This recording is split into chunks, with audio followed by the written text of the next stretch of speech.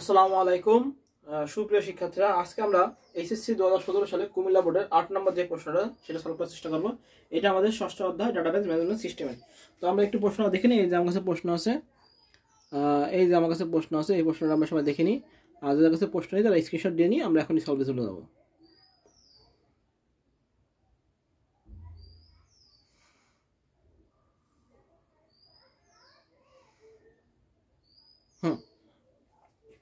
তো আমরা দুটো টেবিল দেখতে পাচ্ছি এখানে। একটা টেবিল হলো স্টুডেন্ট ইনফরমেশন, আর একটা টেবিল হলো আমাদের দেওয়া আছে রেজাল্ট শিট। দুটো টেবিল দেওয়া আছে, একটা হলো আমাদের স্টুডেন্ট ইনফরমেশন আর একটা হলো রেজাল্ট শিট। তো student information roll name, address এবং রেজাল্ট শিট আছে রোল নেম, জিপে। এবার আমরা ক নাম্বার পড়ি। প্রথম বলছে ডেটা এনক্রিপশন কি? ডেটা এনক্রিপশন কি? ক নাম্বার ডেটা এনক্রিপশন কি? আমরা লিখবো ডেটা এনক্রিপশন হলো ডেটা নিরাপত্তা রক্ষার্থে। আমরা লিখবো ডেটা এনক্রিপশন হলো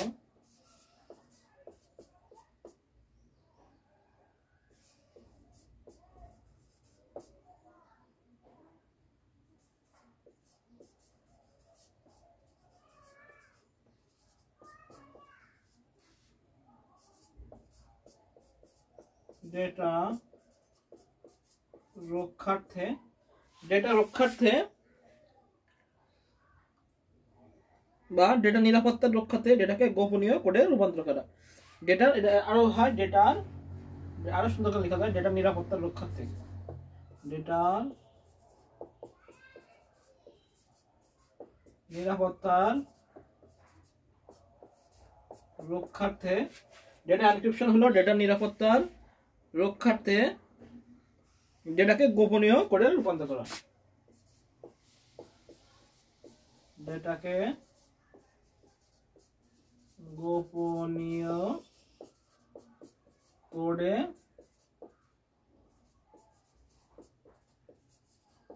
রূপান্তর করা। তাকে ডেটা এনক্রিপশন হলো কি? ডেটা নিরাপত্তার রক্ষার্থে ডেটাকে গোপনীয় কোডে রূপান্তর করা, এটা হলো ডেটা এনক্রিপশন। আচ্ছা, এবার খ নাম্বার আসি। খ নাম্বার কি বলছে? খ নাম্বার বলছে অ্যালগরিদম ও ফ্লোচার্টের মধ্যে পার্থক্য। এটা আমি অনেকবার বলে দিয়েছি, পঞ্চম অধ্যায়, এটা পঞ্চম অধ্যায় থেকে আসছে, অ্যালগরিদম ও ফ্লোচার্টের পার্থক্য। আচ্ছা, আমরা অ্যালগরিদম ও ফ্লোচার্ট আমরা লিখবো। এক নম্বরে অ্যালগরিদম লিখবো সমস্যা সমাধানের জন্য যুক্তিসম্মত ও পর্যায়ক্রমিক ধারা বর্ণনাকে অ্যালগরিদম বলে। ফ্লোচার্টে এক নাম্বার লিখবো হলো অ্যালগরিদমের চিত্ররূপ প্রকাশই হলো ফ্লোচার্ট। আচ্ছা, দুই নাম্বার আসে। দুই নাম্বার লিখবো হলো অ্যালগরিদমে প্রোগ্রাম প্রবাহের দিক বোঝা যায় না। আচ্ছা, দুই নাম্বার লিখবো কি? ফ্লোচার্টে প্রোগ্রাম প্রবাহের দিক বোঝা যায়। অ্যালগরিদমের কোনো প্রকারভেদ নেই। ফ্লোচার্ট দুই প্রকার, সিস্টেম ফ্লোচার্ট আর একটা হলো প্রোগ্রাম ফ্লোচার্ট। মোটামুটি এইভাবে লিখে দেবো, সুন্দর করে হয়ে যাবে। আর একটা লিখতে পারি হলো অ্যালগরিদম বর্ণনামূলক। অ্যালগরিদম হলো 4 নম্বর লিখবো অ্যালগরিদম বর্ণনামূলক, আর 4 নম্বর এখানে লিখে দেবো ফ্লোচার্ট চিত্রমূলক। এই চারটা দিলে মোটামুটি আমরা দুইয়ের ভিতর দুই পেয়ে যাবো। আচ্ছা, এবার আসি গ নম্বর। তাহলে অ্যালগরিদম ফ্লোচার্টের পার্থক্য আমরা লিখবো এইভাবে, যে অ্যালগরিদম লিখে এবার লিখবো হলো অ্যালগরিদম হলো সমস্যা সমাধানের জন্য যুক্তিসম্মত ও পর্যায়ক্রমিক ধারা বর্ণনাকে অ্যালগরিদম বলে।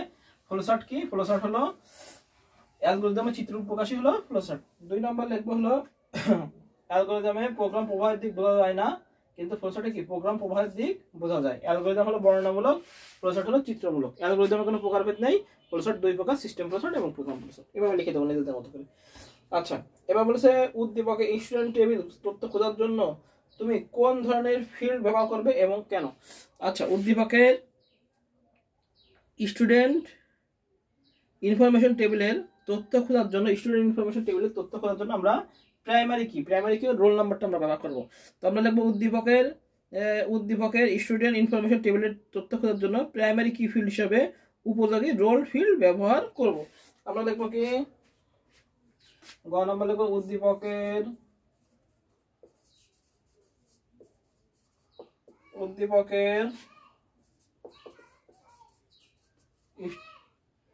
স্টুডেন্ট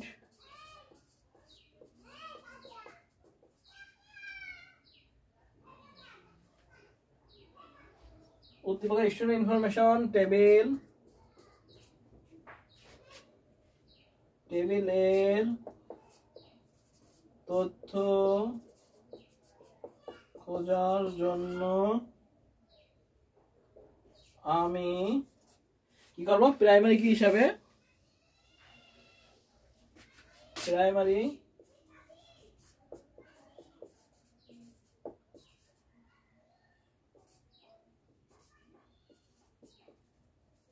কি ফিল্ড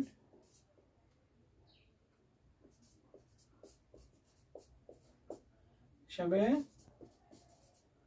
রোল ফিল্ডটি বেছে নেব। তাহলে কি বলবো আমরা বলবো হলো উদ্দীপকের স্টুডেন্ট ইনফরমেশন টেবিল তথা তথ্য খোঁজার জন্য আমি প্রাইমারি কি ফিল্ড হিসাবে রোল ফিল্ডটি বেছে নেব। কারণ কি, কারণ হলো কি, কারণ প্রাইমারি কি ফিল্ড হিসাবে বিবেচিত ফিল্ড কোনো ডেটা একাধিকবার থাকে না, ফলে একটি ডেটা অন্য সকল ডেটা থেকে ভিন্ন হয়। তাই এই ইউনিক ডেটাটি ব্যবহার করে যে কোনো তথ্য খুঁজে বের করা সম্ভব, যেহেতু স্টুডেন্ট ইনফরমেশন টেবিলের রোল ফিল্ডটি ছাড়া বাকি ফিল্ডগুলো একই তথ্য একাধিকবার রয়েছে।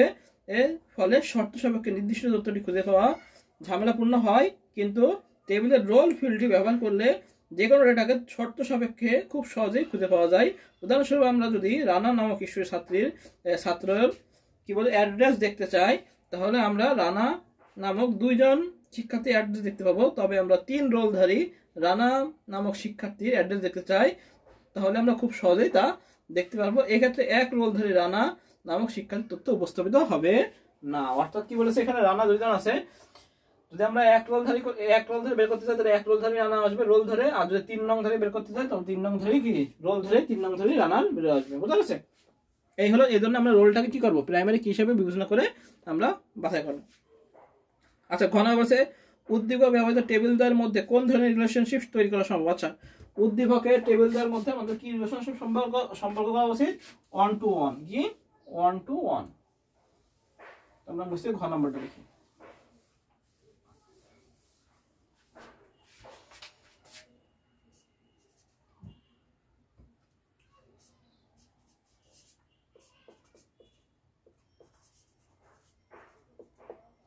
উদ্দীপকের টেবিল দ্বয়ের মধ্যে 1 to 1 রিলেশন তৈরি সম্ভব। উদ্দীপকের টেবিল দ্বয়ের মধ্যে কি 1 to 1 রিলেশন তৈরি সম্ভব। আমরা জানি কি যে একটি টেবিলের রেকর্ড থেকে অপর একটি টেবিলের একটি রেকর্ডের সাথে যে সম্পর্ক স্থাপন করা যায় তাকে 1 to 1 রিলেশনশিপ বলে। এবার আমরা লিখব যে উদ্দীপকে উল্লেখিত স্টুডেন্ট ইনফরমেশন টেবিলে থাকা প্রত্যেক শিক্ষার্থীর জন্য রেজাল্ট শিট টেবিলে ফলাফলের তথ্য রয়েছে। এক্ষেত্রে স্টুডেন্ট ইনফরমেশনের টেবিলে থাকা 1 রোলধারী একটি স্টুডেন্টের জন্য রেজাল্ট শিট টেবিলের ফলাফলের তথ্য রয়েছে।